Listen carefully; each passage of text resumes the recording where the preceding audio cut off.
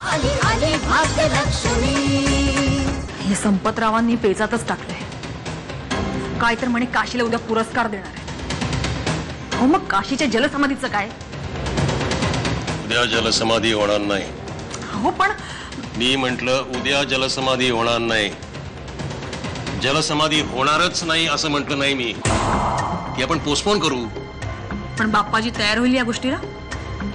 मी बोलतो बाप्पाजीशी। नीट कान उघडे ठेवू नाही का? या अंधश्रद्धेच्या बाबतीत मी कुणाचंही ऐकणार नाही, अगदी तुम्ही मला जन्म दिला असलात तरी।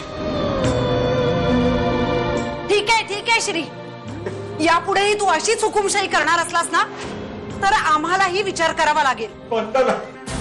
अण्णा अण्णा अण्णा काय झालं तुम्हाला? काय होतंय? डॉक्टरांना बोला। अण्णा काय होतंय सांगा मला, काय होतंय अण्णा? सूर्या, माझ्या डोक्यात एक प्लॅन आहे। कसला प्लॅन? मी ना काशीकडून एका पत्रावर सही करून घेते की माझी नैतिक जबाबदारी म्हणून मी आदल्या दिवशी जलसमाधी घेतली। मला माझा पराभव सहन झाला नाही आणि उद्यापर्यंत माझी थांबण्याची तयारी नव्हती। आई सॉलिड आहे साधू, ग्रेट ग्रेट। मला माहित आहे धनाजी, माझ्या भाकितामुळं तुलाही अस्वस्थ झाला आहेस, पर माझा शिष्य असल्यामुळं तुला सावध करणं माझं कर्तव्यच आहे। मी आज स्पष्टच सांगावं अशी तुझी इच्छा दिसतीये। कटू आहे पर सत्य आहे। तुझ्या बायकोला बोलाव, तिच्या समोरच मी सत्य सांगणार आहे। भाऊ, कामिनीला म्हणावं ताबडतोब बोलावलंय। माझ्या नातेचा संसार, तिची लहान लहान पोरं त्या बाबा कदमनं कुठेतरी लपवून ठेवले। पोरांच्या जीवाला घाबरून मी गप्प बसलो, नाहीतर मी वरच्या अधिकाऱ्यांकडे कंप्लेंट केली असती गुरु। अगं तुला कळलं असेलच, अगं तुझा सत्कार करणार आहेत म्हणे आणि तोही उद्या। पण तुझी उद्याची जलसमाधी रद्द।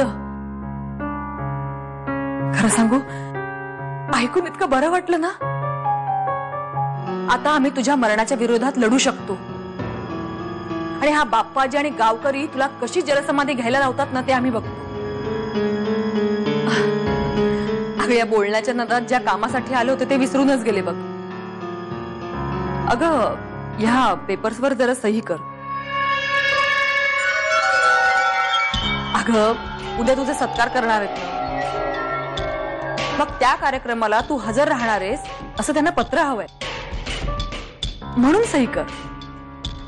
आई, यावर तर काहीच लिहिलं नाहीये। हो, तू सही कर ना।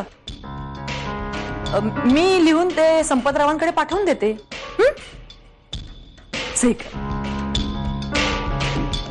करतेस ना सही? घे।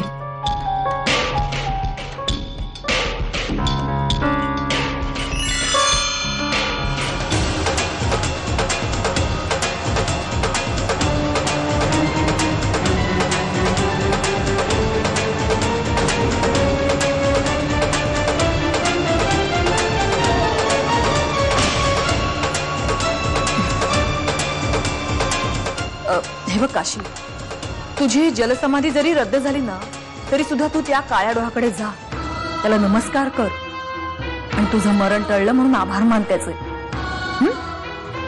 जाशील ना? आज दुपारी 3 वाजताच जा।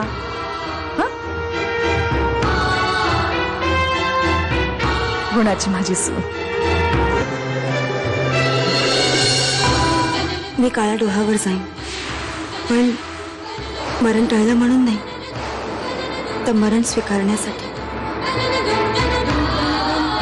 आजच मी काळ्या डोहात उडी मारणार। माझ्या मरणाने खूप लोक सुखी होतील कदाचित। आई, मी तुझ्या कुशीत येणार। मी येते आजच।